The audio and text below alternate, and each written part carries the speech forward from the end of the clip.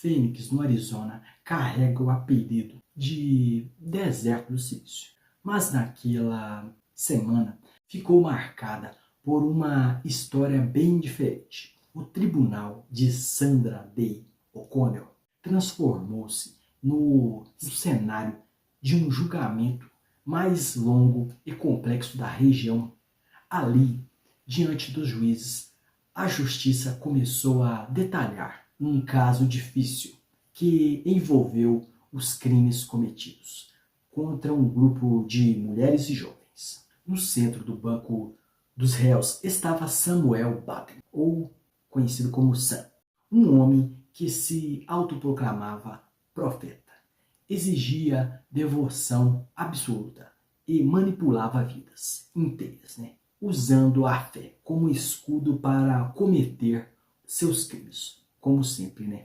Mas ele não contava com um detalhe: a ruína de um império religioso não viria de fora, mas sim de dentro do seu próprio culto. A peça-chave importante para o império de Cartas de Samuel desmoronar atende pelo nome de Naomi, ou simplesmente Nomes, N-O-M-Z. Uma jovem que um dia foi ex-esposa de Samuel e uma ex-integrante também do culto, FLDS. Ela tinha uma lealdade cega e uma fé fervorosa no seu falso profeta. Ela carregava até água na peneira para ele. Ela carregava nas costas também o peso das mentiras e farsas desse falso profeta. Mas antes de descobrirmos se Batman finalmente se lascou diante dos juízes, precisamos dar um passo para trás. Em caso de manipulação extrema e crimes federais, depoimentos não bastam. A perícia criminal precisa de provas irrefutáveis. Afinal, como se prova na justiça os crimes de um homem que diz agir em nome de Deus? Fique até o final, porque a teia de mentiras que a investigação desenrolou é de arrepiar, convenhamos. O declínio de Samuel Batman havia começado muito antes do envolvimento de Christine e seu esposo Toga. No entanto, foi um último crime que funcionou como uma martelada final em seu caixão de delitos. Em agosto de 2022, motoristas em uma rodovia no Arizona relataram algo bizarro e incomum para a polícia. Ao telefone, um homem dirigia uma picape rebocando um trailer de carga, completamente fechado, sem janelas ou ventilação, e parecia haver pessoas lá dentro. Na série, mostra os motoristas filmando mãos saindo de fora das portas de trás do trailer de cargas. Quando a polícia interceptou o veículo, Batman deu uma desculpa esfarrapada, como sempre. Ele é um pilantra, uma ratazana mesmo. Disse que estava de mudança e que as 3 jovens lá dentro estavam apenas brincando de acampar. Olha a desculpa dele, Mas a verdade era muito mais sombria do que parece, Aquele trailer era uma cela móvel, ou como eu sempre falo aqui, era um cativeiro ali.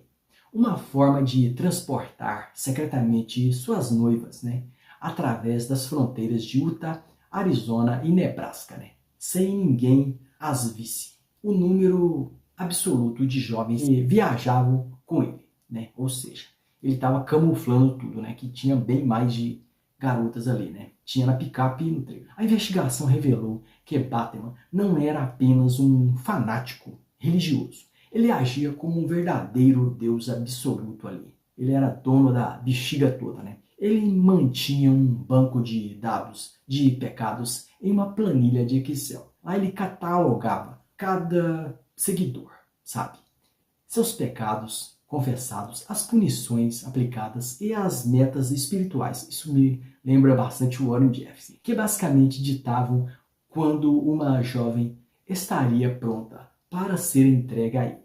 Ele exigia confissões por e-mail, criando um arsenal, de chantagem psicológica para impedir qualquer tentativa de fuga daquelas mulheres e jovens também. Ou seja, ele aprisionava com chantagem, né?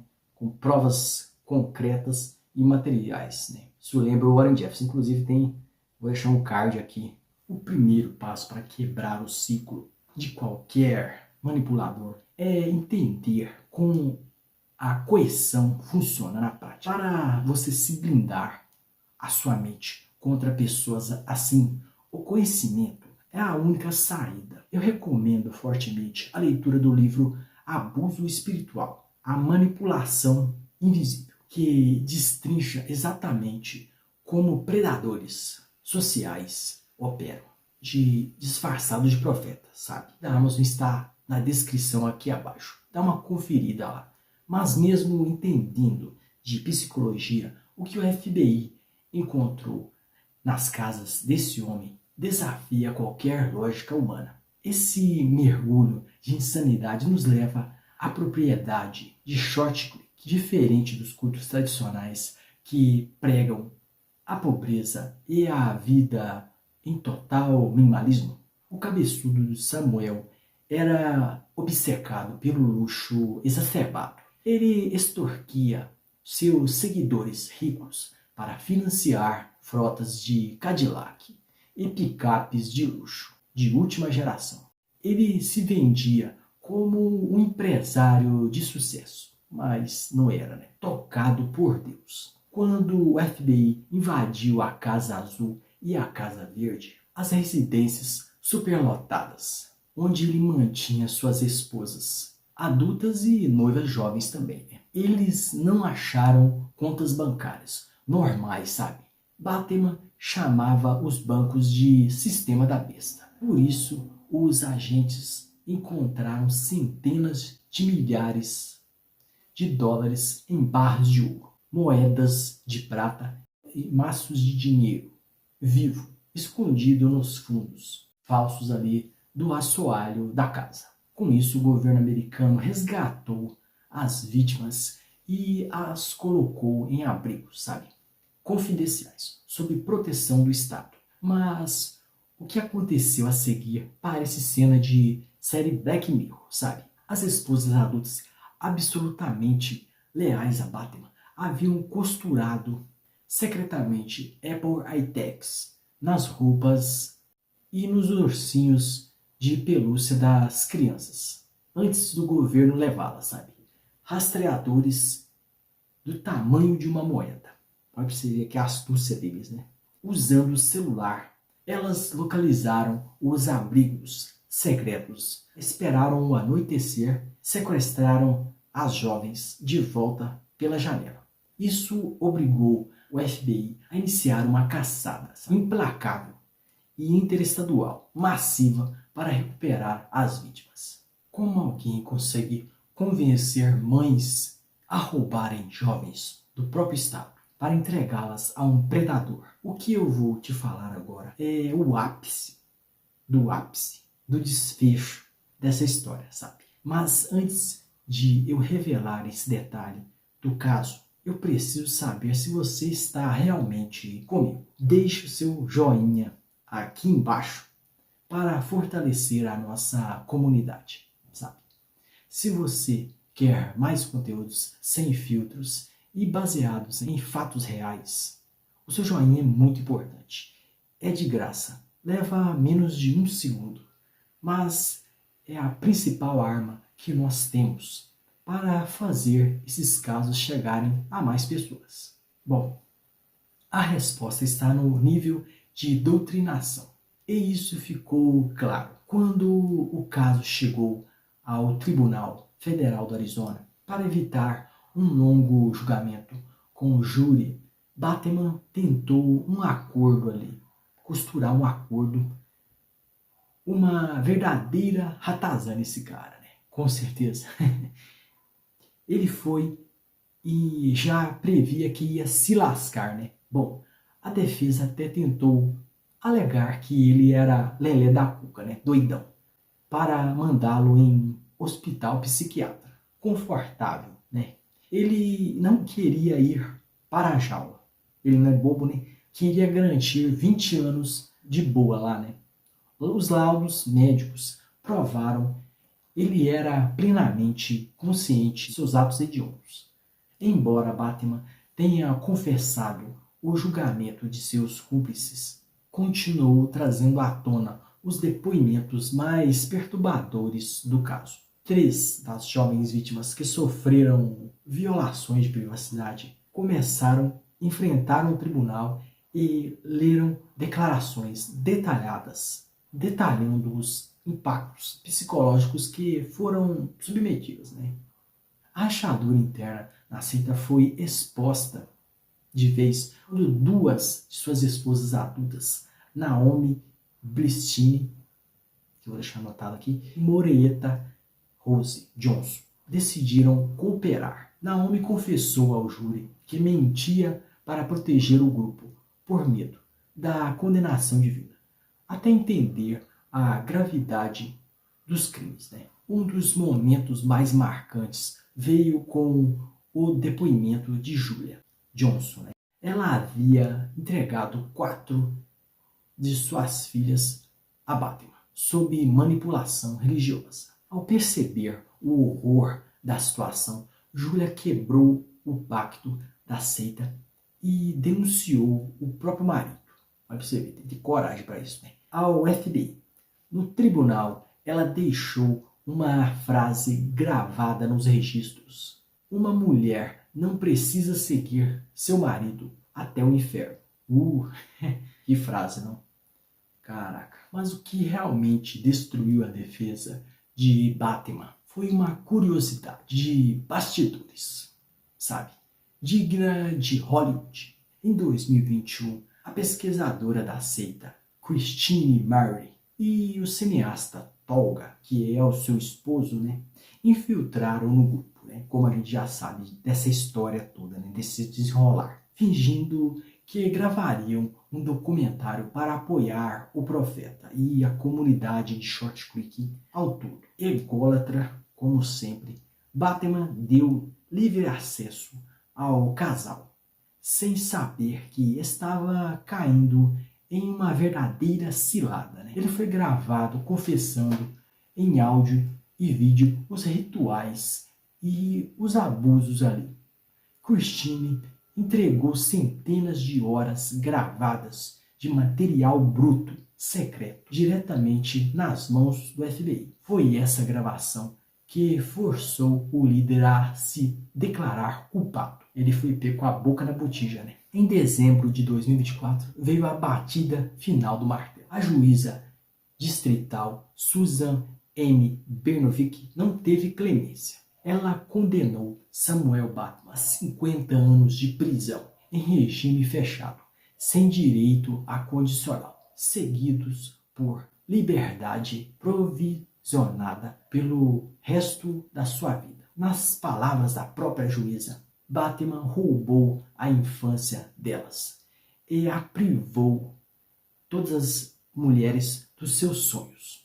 A juíza olhou nos olhos de Batman e falou a seguinte frase, antes dele ir de vez para a jaula. Ela falou a seguinte frase: você as privou de sua infância. Você as privou da sua inocência. Você não deve ter oportunidade nenhuma de ser livre novamente. E nunca mais deve ter a oportunidade de estar perto de qualquer mulher jovem. Que frase impactante, A frase era até pior, mas eu resumi aqui. Você acha que o cabeçudo do Samuel se lascou nessa? Você está redondamente enganado. Houve também o julgamento das suas fiéis seguidoras. Ele se lascou, na verdade. Mas vem aí mais revelações aí. Em 2024, no Tribunal Federal do Arizona também, a conta chegou ao círculo interno, no caso das mulheres. A juíza do caso foi implacável com Donai Barlow. Vou deixar o nome aqui na tela. Apontada, peça fundamental na logística de fuga e no transporte ilegal de menores. Donai foi condenada a 5 anos de prisão em regime fechado. Ela se lascou feio, O tribunal entendeu que ela tinha total consciência de que estava perpetuando um ciclo de abusos e crimes, né? Mas o golpe final na seita veio de dentro. Naomi Bristine, Naomi, né? Uma das esposas mais fiéis de Batman, que eu expliquei lá em cima, né? Decidiu quebrar o silêncio. Ela aceitou um acordo com o FBI, confessou como ajudava a esconder as jovens crianças e testemunhou contra os outros membros por sua cooperação crucial para desmantelar a rede, né? A justiça reduziu a pena ao tempo que ela já havia passado presa, aguardando o julgamento final da sua sentença. Outra esposa também operacional ali no esquema todo do Batman foi Morietta Rose Johnson. Seguiu o mesmo caminho de confissão, que é uma delação premiada, vamos dizer assim, né? Tardia no tribunal, detalhando os rituais da seita. Ela foi condenada a 3 anos de prisão. O destino das outras 4 seguidoras fiéis ali e fervorosas do grupo foi selado por obstrução de justiça. No tribunal, ficou provado que elas mentiram até o osso para o grande júri e apagaram mensagens criptografadas, né? Quer dizer, elas destruíram provas concretas materiais para proteger o líder. O veredito para elas variou de 18 a 24 meses de prisão em regime fechado. Né? Em regime fechado. Mas se você acha que a condenação encerrou o poder de Batman, você não entende como a mente de um líder de culto funciona, sabe? Hoje Samuel Batman sobrevive em uma penitenciária federal de segurança máxima para criminosos com o perfil dele. A prisão comum é uma sentença de arrasto instantânea, sabe? Por isso, ele vive sob custódia protetiva, trancado por 23 horas por dia em uma cela minúscula de concreto, recebendo comida por uma fresta. Típico que todo bandido merece, né? Todo criminoso merece. Uma porta de ferro ali, uma fresta. Ele tem direito a 1 hora de sol por dia em uma gaiola isolada. Agentes federais blindam qualquer tentativa dele de se comunicar com os outros presos, tratando-o não como o profeta que ele acha que é, mas como um detento de alta periculosidade, que não duraria 5 minutos no pátio principal, deixasse misturado ali, envolvido com os outros presos, né? Bom, enquanto isso, do lado de fora, a vida segue seu rumo, né? Como tem de ser. Ela segue os seus 2 caminhos distintos. As meninas mais jovens foram salvas, né? Graças a Deus. Que fim que elas tiveram, né? Pelo Departamento de Segurança Infantil, já que elas foram sequestradas, né? Naquele fatídico sequestro dos Aitex, no Arizona. Hoje elas reconstroem suas vidas com famílias que receberam elas de braços abertos para dar amor e carinho ali para jovens. Para jovens adultas, a liberdade trouxe a chance de sonhar. Naomi, que passou a juventude servindo a seita, agora transforma seus traumas em arte, focada em construir uma carreira como cantora, né? Serve a música hoje em dia. Que legal, né? Já a sua amiga Morietta deixou tudo para trás. Casou-se, formou sua família, provando que é possível recomeçar a vida. Que fim digno que ela teve. Porém, a verdade mais perturbadora de todas é essa. Esse caso é o que acontece nos poucos minutos de telefone que Batman tem direito, que na verdade ele podia ter direito de ligar para ninguém, da prisão. A vasta maioria das suas esposas adultas continuam vivendo isolada, negando os crimes e tratando Batman como um mártir, um deus absoluto. Injustiçado, um homem puro de Deus, mas de Deus ali vocês sabem que não tem nada. Com isso ele continua fazendo ligações diárias, injetando doses constantes de mentira e doutrinação nas mentes daquelas que ficaram para trás, que elas quiseram ficar. Coitado dessas mulheres, eu tenho pena delas. Né? Como a mente humana é hackeada a esse ponto, né?